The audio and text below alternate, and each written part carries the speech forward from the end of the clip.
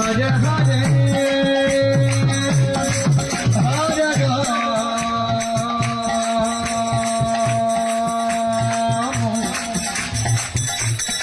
Hare Ram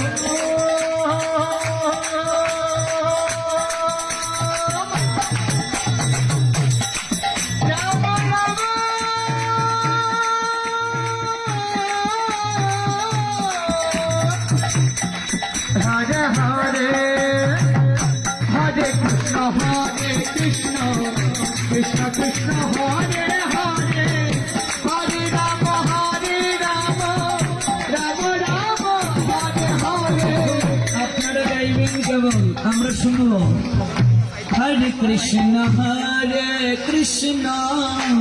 Krishna Krishna Hare Hare Hare Rama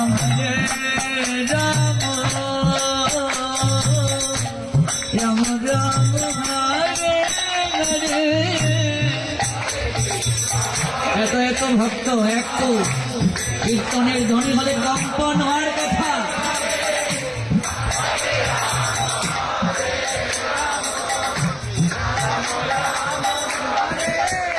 শ্রীমান মহাপ্রভুর সময়ে কিন্তু এই উন্নত প্রযুক্তি ছিল না, বক্স ছিল না, মাইক ছিল না গো।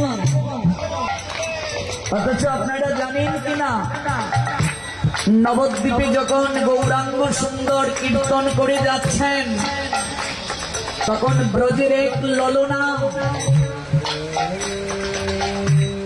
তার কুলের শিশুকে স্তন পান করাচ্ছিলেন, বটি নিয়ে বসেছেন একটি লাউ আমানি করার জন্য।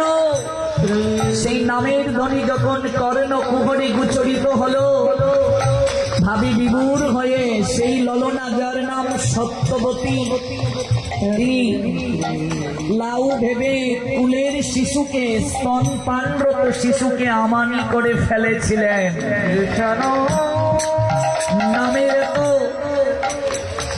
বিভুরতা উচ্ছ্বাস, হাজার হাজার ভক্তবৃন্দ এই প্যান্ডেলে একটু করে কৃষ্ণ নামের ধ্বনি যদি প্রত্যেকের বদন থেকে বের হয় কম্পন হওয়ার কথা।